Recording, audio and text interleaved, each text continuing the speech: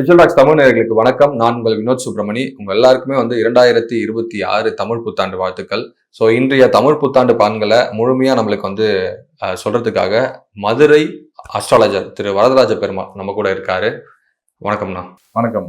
எப்படி இருக்கீங்க? நல்லா இருக்கேன். நீங்க எப்படி இருக்கீங்க? நல்லா இருக்கேன். நம்மளுடைய சப்ஸ்கிரைபர்ஸ் எல்லாத்துக்கும் உலகளாவிய அளவில் இருக்கிறாங்க. எல்லாத்துக்கும் நம்ம தமிழ் புத்தாண்டு வாழ்த்துக்களை நான் சொல்லிக்கிறேன்.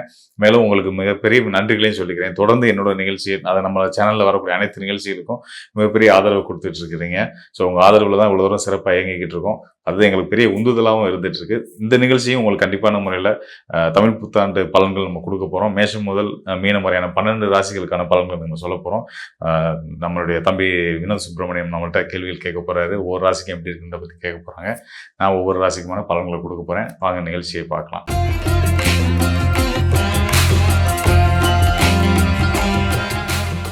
ஆனா அந்த மகர ராசிக்காரர்களுக்கு 2026 தமிழ் புத்தாண்டு எந்த மாதிரியான மாற்றங்களை அவங்களுடைய வாழ்க்கையில கொடுக்க போகுது? கண்டிப்பா நல்ல மாற்றங்கள் தான் கொடுக்க போகுது. காரணம் குரு பார்வை கிடைக்க போகுது, வேற ஒன்றும் இல்லை. இந்த ஆண்டு துவங்கும் போதே பார்த்தீங்கன்னா ஒரு சிறப்பான ஒரு கிரக நிலைகள் இருக்கு. துவக்கம் சரியா இருந்தா அதோட நோக்கமும் பயணமும் வெற்றி ஆகுன்றது அர்த்தம். ஸோ அந்த வகையில் இந்த ஆண்டு துவக்கம் பார்த்தீங்கன்னா சூரியன் உச்சம் பெற்று நிற்கக்கூடிய சூரியனோட இந்த மகர ராசிக்காரர்களுக்கு யோகங்களை கொடுக்கக்கூடிய ஜீவன ஸ்தானத்துக்கு அதிபதியான சுக்கிரன் நினைவு பெறார். உச்சம் பெற்ற சூரியனோட சுக்கிரன் நினைவு பிரபல ராஜயோகம். ஸோ பிரபலம் அடைய போறாங்களா?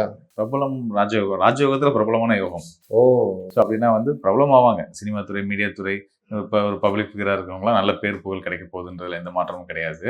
அதோட முக்கியமாக பார்த்தீங்கன்னா எண்ணங்கள் எதுவோ அது எவ்வளோ பெருசாக இருந்தாலும் கைகூட போகுதுன்னு அர்த்தம்.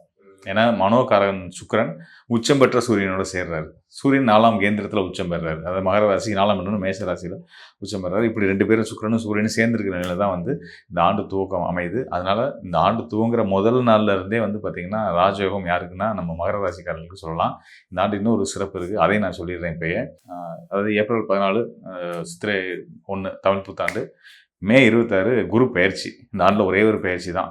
அதாவது ஆண்டு கிரகங்களில் குரு மட்டும்தான் பயிற்சி ஆகிறாரு. மீதி எல்லாம் அங்கங்கே செட்டில் ஆகிட்டாங்க. ராகு கும்பத்திலே தொடர போகிறாரு, கேது சிம்மத்தில் இருக்க போகிறாரு, சனி மீனத்தில் இருக்க போகிறாரு. ராசிநாதன் அவர் தான். இப்படி இருக்க நிலையில் பயிற்சி ஆகக்கூடிய ஒரே ஆண்டு கிரகம் யாருன்னா குரு பகவான் தான். குரு பகவான் எங்கேருந்து இங்கே வர்றாருன்னா மிதுனத்துலேருந்து கடகத்துக்கு வர போகிறாரு. ஸோ கடகத்துக்கு அமரக்கூடிய குரு பகவான் அவருடைய நேர் எதிர்பார்வையை மகர ராசிக்காரர்களுக்கு கொடுக்க போகிறார்.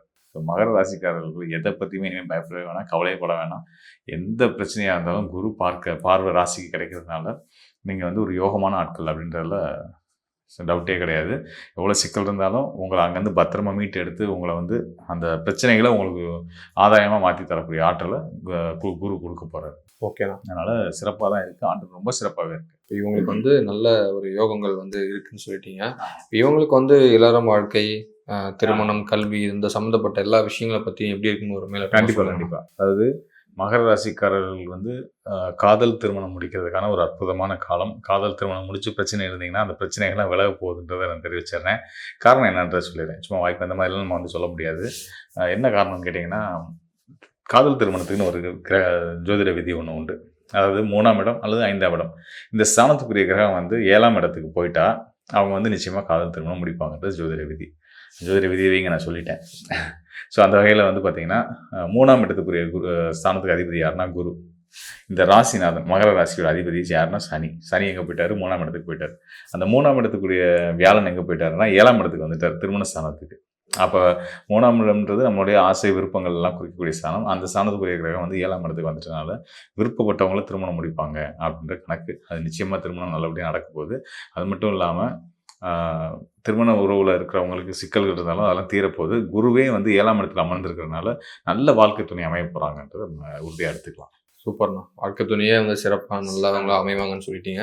ஸோ இவங்களுக்கு இறை வழிபாடு அப்படின்னு சொன்னால் எந்த மாதிரியான இறை வழிபாடை சொல்லலாம்? ஆமாம், இப்போ இந்த மகர ராசிக்காரர்கள் குருவர்களால் தான் மேம்பட போகிறாங்க. ஸோ இப்போ குருவர்கள் அப்படின்றது மகான்கள், பெரியவங்க, சித்தர்கள், 12 சித்தர்களை சித்தநாதர்களை எடுத்து வழிபடலாம். அந்த பட்டினத்தார், நம்ம வள்ளலார், இப்படி யாராவது ஒருத்தரை குருவாக எடுத்துக்கலாம். இவங்கெல்லாம் குருவாக எடுத்துக்கிட்டு ஏற்கனவே யாரையாவது ஒருத்தர் நீங்கள் குருவாக எடுத்து வழிபட்டு இருக்கீங்கன்னா அந்த குருவுடைய அருள் தான் உங்களை காப்பாற்றும் அப்படின்றத நான் உறுதியாக சொல்லிக்கிறேன். அந்த குருவுடைய பலம் தான் இனி வர காலத்துலேயும் உங்களுக்கு இந்த தமிழ் புத்தாண்டுல இருந்துமே சிறப்பாக யோகமாக அமைய போகுது. அதனால் குரு வழிபாடை தொடர்ந்து செய்யுங்க. அது போக உங்களால் இயன்ற உதவிகள் இல்லாதவங்க செய்யுங்க. வாழ்க்கை ரொம்ப சிறப்பாக இருக்கும். இந்த ஆண்டு அதை விட நல்ல பலன்களை சிறப்பான ஆண்டு கொடுக்கக்கூடிய நல்ல ஆண்டு.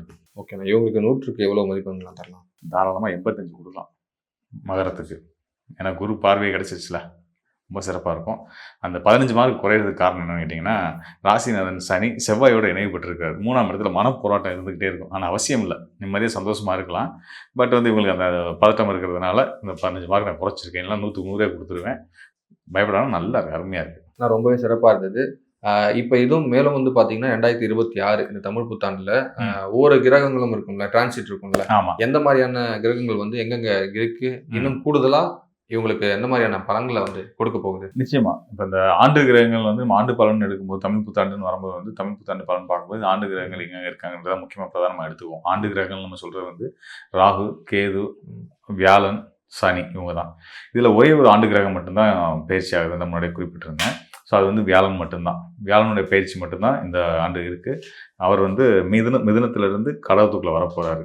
இதில் ஒரு நல்ல விஷயம் நான் கவனிச்ச இந்த பலன் சொல்கிறதுக்காக நான் வந்து ஆய்வு பண்ணும்போது, பஞ்சாங்கத்தை செக் பண்ணும்போது வந்து பார்த்தீங்க அப்படின்னா ஒரு விஷயத்தை கவனித்தேன்.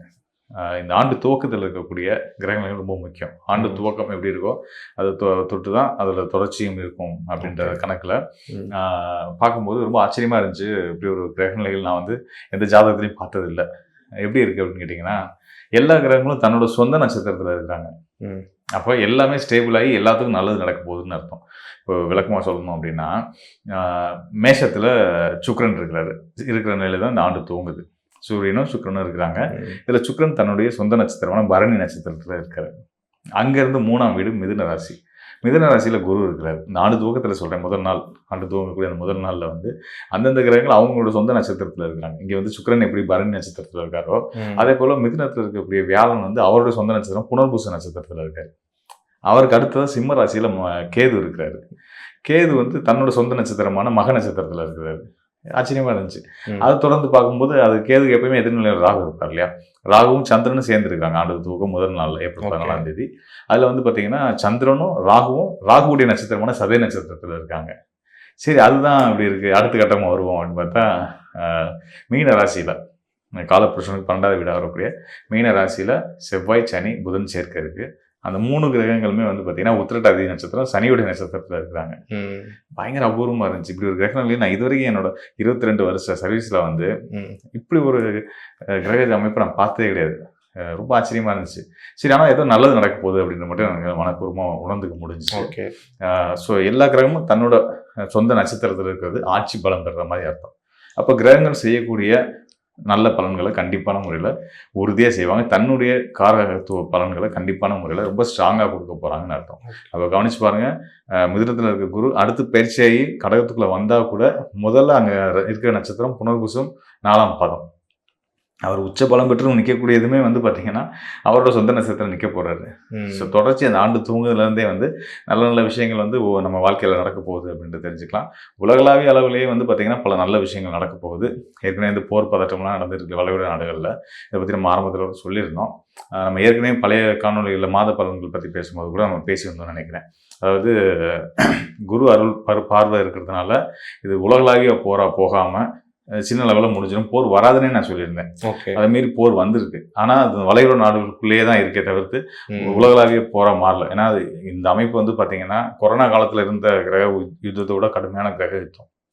அதெல்லாம் தவிர்க்கப்பட்டிருக்கிறது காரணம் வந்து குருவுடைய பார்வை அப்படின்றத நான் பார்க்குறேன். அதான் நான் ஏற்கனவே சொல்லியிருந்தேன் நான் உங்களுக்கு. ஸோ அந்த வகையில் குருவுடைய பார்வை வந்து இந்த கிரக யுத்தத்தில் இருக்கக்கூடிய கிரகத்துக்கு இருந்துருக்கனால இந்த போர் சூழலுமே தணிஞ்சிடும். இப்போ கிரகங்களும் பிரிவு ஏற்பட்டு அடுத்தடுத்த ராசிகள் நகர்ந்துட்டாங்க. அதாவது புத்தாண்டை ஒட்டி நகர்ந்துருவாங்க. அதுக்கப்புறம் வந்து நல்ல பலன்கள் மட்டுமே தான் நடக்க போகுது. எல்லார் மனசுலையும் அமைதியும் நிம்மதியும் சந்தோஷமாக வந்துடும். இதெல்லாம் ஒரு பக்கம் இருந்தாலும் கண்டிப்பாக எல்லாருக்கும் எல்லா கிரகங்களும் நல்ல பலன், நவகிரகங்களும் நல்ல பலனை கொடுக்க தயாராகிட்டாங்க. இது வந்து கோச்சார் அடிப்படையில் சொல்லக்கூடிய பலன்கள். நீங்கள் வந்து மக்கள் வந்து நிறைய குழம்பிக்கிறாங்க. அதாவது ராசி அடிப்படையில் நமக்கு இங்கே காணொலியில் பேசிடுறோம். ஏன்னா அதுவாக தான் ராசியை தான் பொதுவாக எடுத்து பலனாக நம்ம சொல்ல முடியும், கொடுத்துட்றோம். இங்கே தனிப்பட்ட ஜாதகத்துக்கும் ஒரு வேல்யூ இருக்குது. ஒவ்வொருத்தருடைய ஒவ்வொரு மிதுன ராசிக்காரர் இருப்பாங்க. அவங்களுக்கு தனிப்பட்ட ஜாதகம் இருக்கும். அந்த ஜாதகத்தில் கிரகங்கள் குரு முதற்கொண்டு ஏனைய மற்ற கிரகங்கள் சனி, ராகு, செவ்வாய், சூரியன், பஞ்சபூத கிரகங்கள், ஒளி கிரகங்கள், நில கிரகங்கள் அவங்களோட நிலையெல்லாம் இருக்குது.